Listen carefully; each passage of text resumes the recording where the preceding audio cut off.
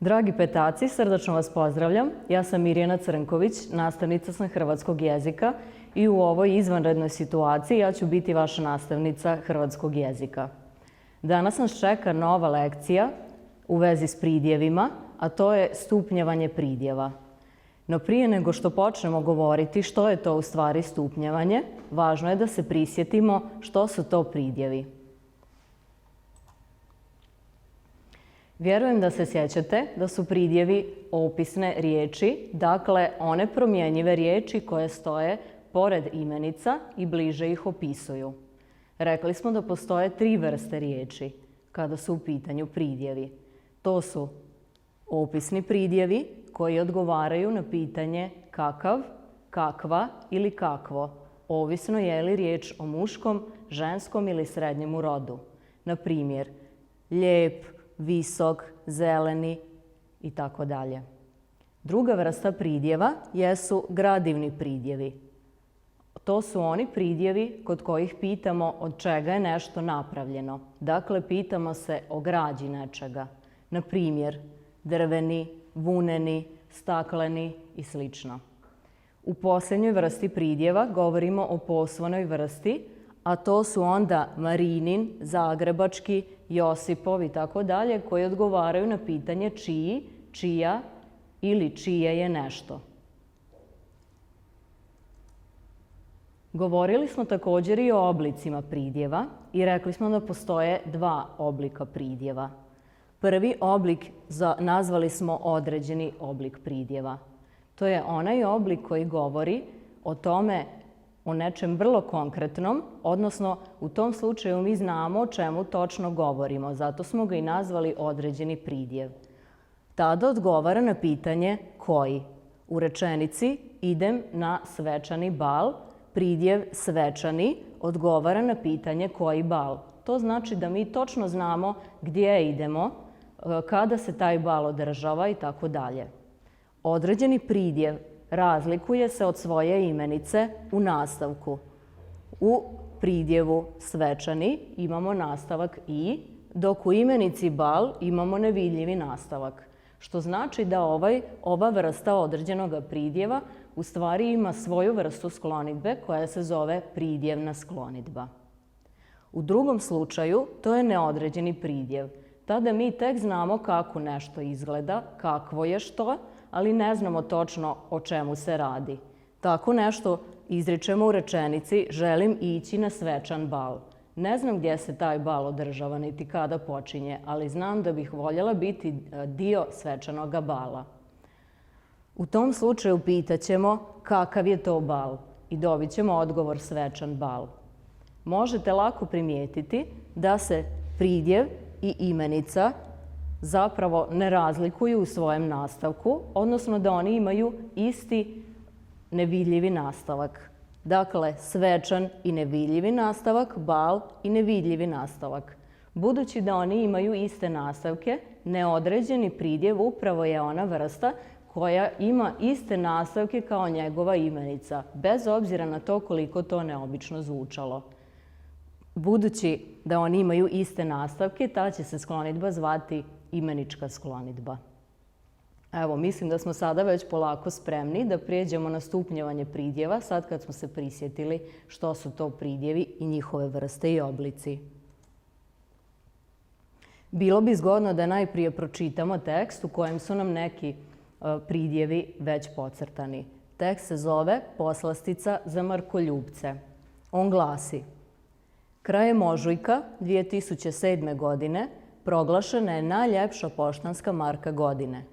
Od 33 izdanja hrvatskih poštanskih maraka najveći je broj glasova osvojila prigodna poštanska marka Bijeli Lopoč iz serije Hrvatska flora Močvarno bilje. Marka je autorsko djelo poznatoga zagrebačkog dizajnera Vladimira Buzolića Stegua. Evo, ne sumnjam da ste nekada čuli za ljude, ako već i niste sami takvi, koji vole sakupljati poštanske markice. Nisam sigurna jeste li znali da se taj hobi zove filatelija, a čovjek koji skuplja poštanske markice zove se filatelist. Dakle, to je čovjek koji uživa u novome znanju u stvari, jer prema poštanskim markicama mi lako možemo saznati i o biljkama, i o životinjama, i o gradovima. I to ne samo u našoj državi, nego i u bilo kojoj drugoj. Pred nama su zapravo 3 vrste pridjeva koji se razlažu na 3 stupnja. To su poznat, poznatiji i najpoznatiji, star, starija i najstarija zbirka, lijep, ljepši i najljepši lopoč, zdrav, zdraviji i najzdraviji čovjek. Ako usporedimo, na primjer, zdrav, zdraviji i najzdraviji čovjek, možemo primijetiti da se osobine u tim pridjevima mijenjaju. Dakle, mi i dalje govorimo o jednom te istom pridjevu, ali pridjev zdrav koji ima osnovni broj osobina, za razliku od zdraviji koji ima možda malo jači imunitet ili koji je doslovno zdraviji čovjek, jeo je više jabuka. A ovdje je najzdraviji čovjek koji se nalazi među njihovom trojicom, kojim je zdravstveno stanje u najboljem stanju. Što znači da je promjena pridjeva koja nastaje uspoređivanjem osobina koje se izriču, ono što mi zovemo stupnjevanjem pridjeva na hrvatskom jeziku ili komparacijom pridjeva prema latinskoj inačici.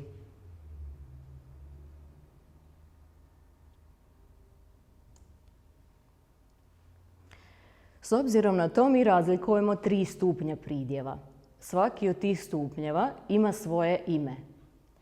Prvi stupanj zove se pozitiv. I taj stupanj, dakle, ima osnovni broj osobina, kao što je to, na primjer, bogat. U drugom stupnju imamo naziv komparativ. Komparativ je, dakle, onaj koji se nalazi između osnovnog broja osobina i najvećeg broja osobina.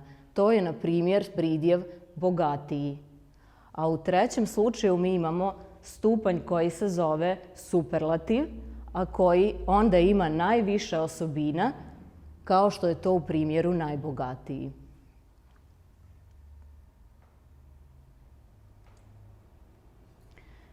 Prijeći ćemo sada pojedinačno na svaki od stupnjeva. Naš prvi stupanj je, dakle, pozitiv. On podrazumijeva osnovni oblik pridjeva, dakle onaj koji ima dovoljan broj osobina. To je ono što smo mi već do sada i učili kad smo učili i vrste i oblike pridjeva. Na primjer, crni, dobar, vrijedan, kao naravno i ženski ili srednji rod, crna, dobra, vrijedna, crno, dobro, vrijedno i tako dalje.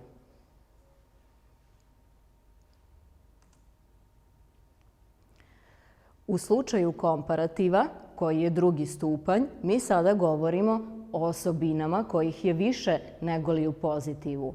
No pozitiv u slučaju komparativa još uvijek ne zanemarujemo, zato što nam je on, kao što vidite u tvorbi, itekako potreban da bismo na njega nalijepili nastavke i, ši, i ili ji. Najčešće, vidjet ćete, to će biti nastavak i, ali ćemo mi pogledati primjere koji se odnose na preostala 3 nastavka.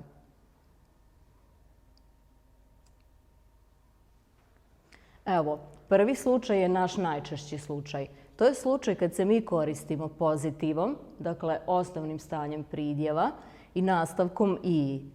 Dakle, pridjev star je pozitiv, i je nastavak. Star plus i daće stariji, što zajedno čini komparativ.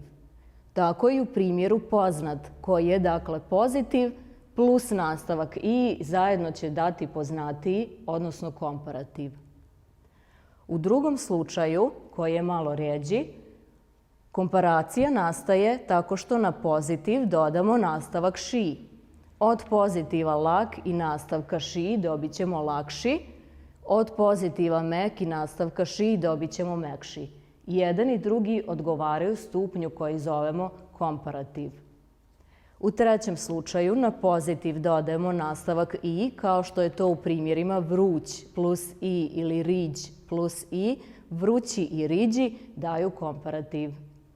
I u posljednjem slučaju, kada nam je potrebna jedna glasovna promjena o kojoj ćemo malo poslije više reći, imamo pozitiv gdje dodajemo nastavak i. Dakle, na pridjev dubok odbacit ćemo ok, dodat ćemo l i dobit ćemo dublji, kao što je to u slučaju živ plus l plus i gdje ćemo dobiti življi. Dakle, povećali smo broj osobina u odnosu na dubok i dublji i živ i življi, u smislu živahniji, što znači da smo dobili komparaciju pridjeva.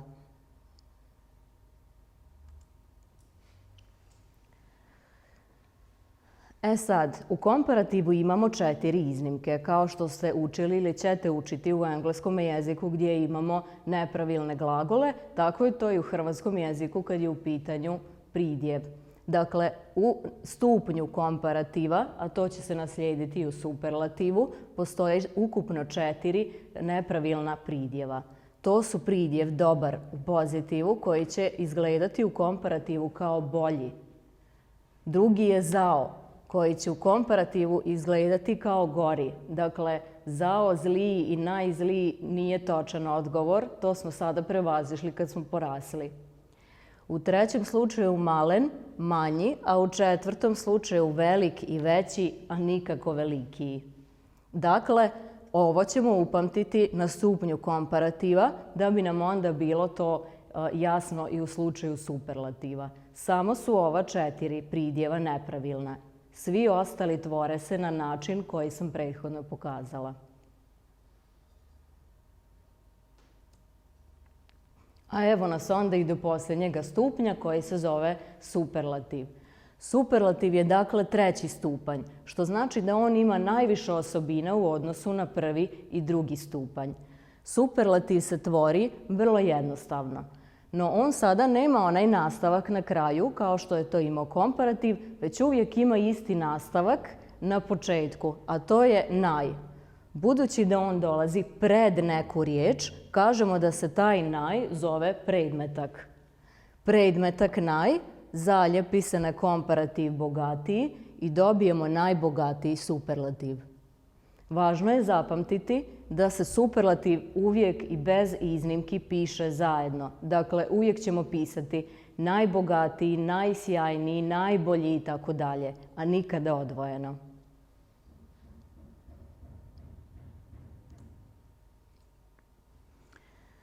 No, postoje slučajevi u superlativu kada komparativ također počinje slovom j.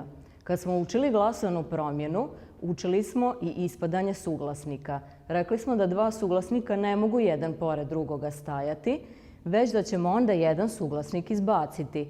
Međutim, to nije tako slučaj u superlativu. U superlativu ćemo mi oba j zadržati, kao što je to, na primjer, jak, jači, najjači ili jasan, jasniji, najjasniji. Zašto je ovdje važno zadržati oba slova j? Zato što prvo slovo j pripada predmetku naj. Dakle, predmetak uvijek izgleda naj, ne može on izgledati na. Naj uvijek mora ostati. A s druge strane, komparativ glasi jači.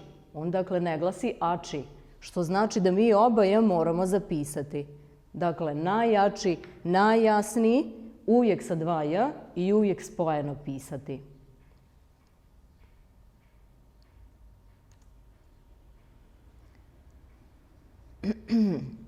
Dolazimo sada do onoga što smo možda već ispomenuli kada smo ponavljali, a i kad smo govorili o imenicama koje stoje pored naših pridjeva.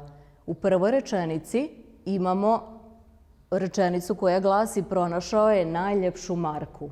Dakle, imamo pridjev najljepšu i pored njega imamo imenicu marku. Po svojem nastavku u, koji je prisutan i u jednom i u drugom, dakle i u pridjevu i u imenici, mislim da nam nije teško zaključiti da su te 2 riječi u stvari u istome padežu. Dakle, pronašao je koga ili što, pronašao je najljepšu marku, naš pridjev i naša imenica su dakle u akuzativu. Budući da je ta marka u pitanju, riječ je o ženskom rodu, a budući da je riječ samo o jednoj marki, riječ je dakle o jednini. Akuzativ jednine ženskoga roda. Divio se novijim markama. Imamo ponovno pridjev novijim, ovaj put u komparativu, i imamo imenicu markama. Divio se komu čemu, dakle, riječ je o dativu. Riječ je o dativu i u pridjevu i u njegovoj imenici. Oba su, dakle, u dativu. Oba su množina, to vidimo po ovim ama. A oba su opet i u ženskome rodu. Dakle, možemo vrlo lako zaključiti da su pridjevi u komparativu i superlativu oni koji se slažu u rodu, broju i padežu zajedno sa svojom imenicom pored koje stoje.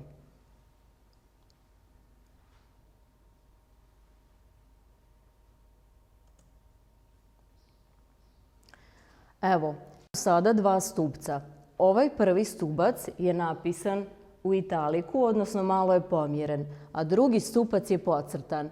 Daću vam nekoliko sekundi da malo pročitate, na brzinu skenirate, da biste pokušali možda zaključiti koji je od ova dva stupca pravilno napisan.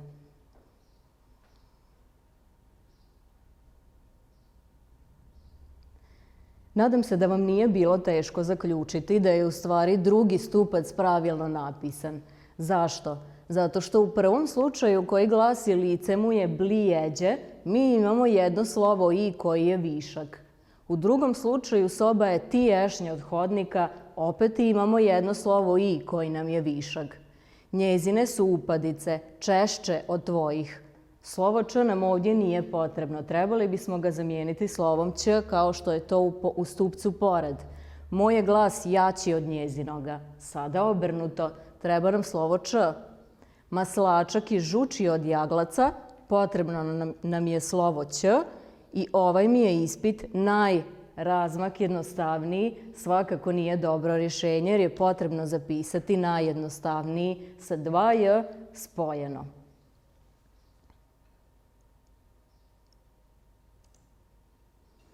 I sada dolazimo do glasovnih promjena, što će biti i vaš podnaslov. Ovu glasovnu promjenu možda nismo spominjali kao glasovnu promjenu, ali smo ju svakako spominjali kao nešto što se događa često u riječima. A to je da kada imaš u pozitivu, u prvome stupnju, pridjev lijep, gdje imaš i, događa se da kada se taj njegov oblik promijeni u komparativ i u superlativ, to i se onda također mora promijeniti, odnosno ispasti. Tako je to i u pridjevu smiješan, smješniji, najsmješniji. A istu glasovnu promjenu koja se zove skraćivanje i je u je, primjenjivat ćete i u imenicama i u glagolima čak, kad god oni promijene svoj osnovni oblik. Onda će nam biti potrebno to i izbaciti ili u nekim rijetkim slučajevima koje ćemo učiti kad budemo veliki, treba će i ubaciti nazad. U drugom slučaju mi sada govorimo o jednoj glasovnoj promjeni koju smo nedavno spominjali. U pozitivu vidiš da je prisutno slovo a, vitak, no tog slova a nema dakle u komparativu. Ovdje tk stoji jedan pored drugoga, to a ne postoji, a u pozitivu je postojalo. Isto tako i u drugom primjeru, bistar, a sada odjednom tr jedan pored drugoga i a je nestalo. Dakle, ta glasovna promjena je sasvim sigurno ono što zovemo nepostojani glas a, odnosno nepostojani a. I u posljednjem slučaju, iako izgleda kao matematička jednadžba, nije toliko pretjerano, komplicirano i također smo radili, mi imamo spajanje slova t, k, d, g, z i n sa slovom j, koji onda daju male nepčanike, odnosno palatale, odnosno sve one riječi koje imaju neku kvačicu ili točkicu iznad. Kada slovo j odlučuje o stvaranju novog glasa, onda i ta glasovna promjena mora počinjati na slovo j. Ona će nam ovdje, vidimo, dati jak, jači, mlad, mlađi, blag, blaži, brz, brži i crn, crnji. Dakle, tu ćemo glasovnu promjenu zvati jotacija.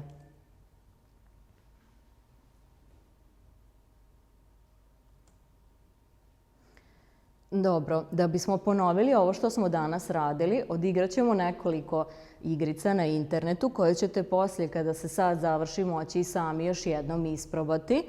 A sebi sada zapišite u bilježnicu zadaću koja će se naći u vašoj radnoj bilježnici. To će biti 2., 3. i 4. zadatak. Kad uradiš zadaću, uslikaj i pošalji svojoj nastavnici hrvatskog na način na koji ste se dogovorili.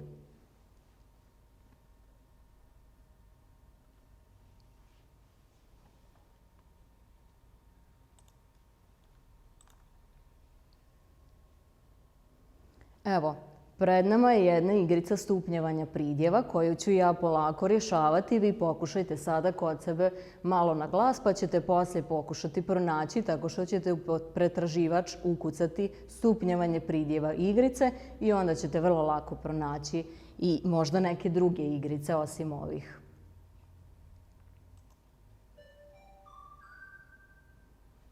Evo, dakle, ovdje se nalaze neke rečenice koje ćete vi bolje možda i vidjeti kad budete vježbali sami kod kuće, a ispred, odnosno pored, su pozitiv, komparativ i superlativ. Zadatak je vrlo jednostavan. Pročitati rečenicu, pronaći pridjev i pokušati zaključiti u kojem je to stupnju. Krenimo od prvoga stupca.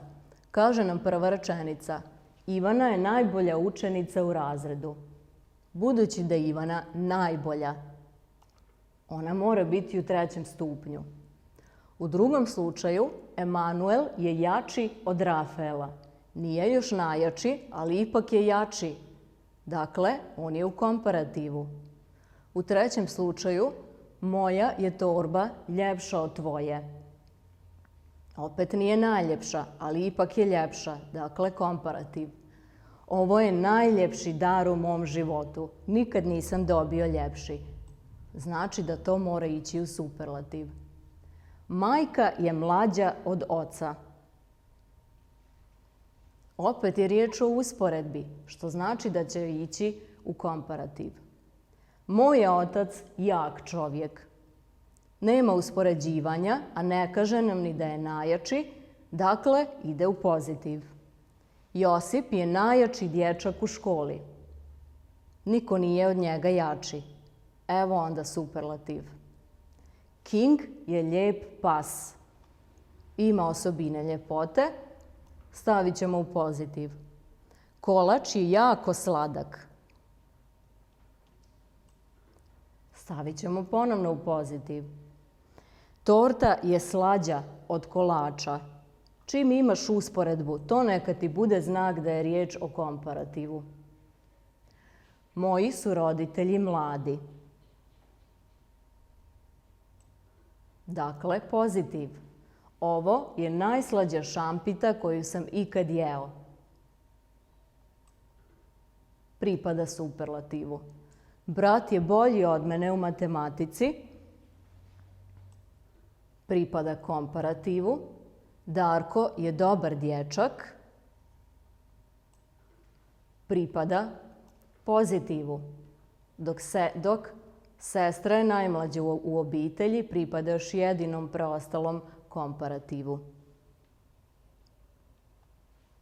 Evo, sada biste trebali kliknuti pregledanje ovoga testa. Evo, ja sam uspjela riješiti sve iz prve, pokušajte i vi.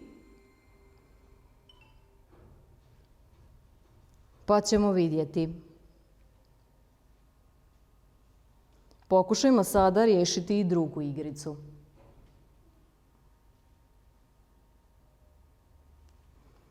Ovdje je riječ o nasumičnu točku. Ja se ovdje neću mnogo zadržati. Vi to sebi pokušajte također nekoliko pitanja zavrtiti da vidite dakle kako glasi odgovor, da ponovite što ste upamtili. Dobila sam pitanje koji je komparativ pridjeva riđ. Dakle, riđ je pozitiv, a rekli smo da je komparativ pridjeva riđ, riđi. Stisneš nastavi i ideš dalje.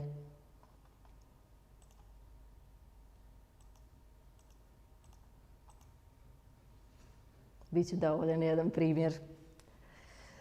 Pokušat ćemo sada još jednu jednostavnu igricu.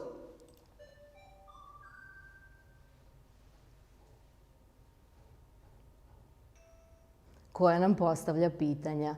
Ona glasi, kako glasi komparativ pridjeva glup? Dakle, on će glasiti gluplji jer ima nastavak lj-i. Superlativ pridjeva bolji glasit će najbolji. Samo da ga pronađemo. Evo ga. Komparativ pridjeva jak zvučat će jači. Pozitiv od najlakši bit će lak. Superlativ pridjeva visok bit će viši. Odnosno, superlativ glasi najviši, oprostite.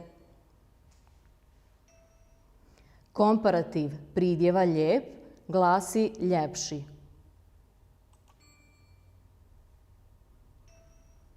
Pozitiv od najveći je velik.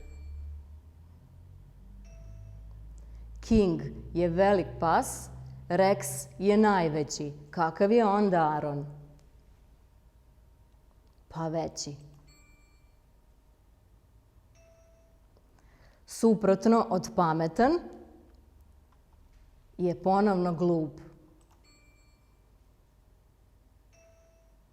Pozitiv pridjeva viši jest visok.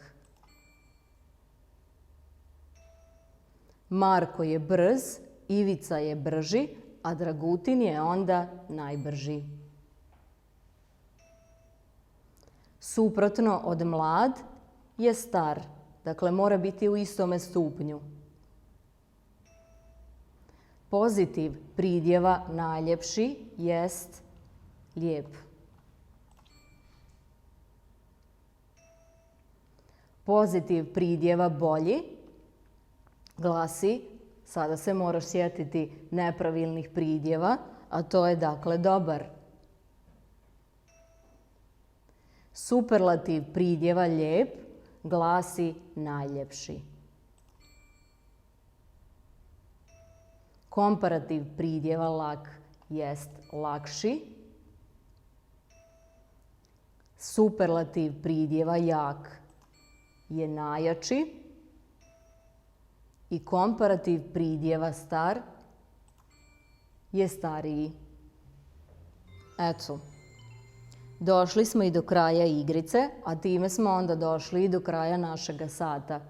Srdačno vas pozdravljam. Radite zadaću, budite vrijedni, igrajte se kod kuće i vidimo se idući sat. Doviđenja.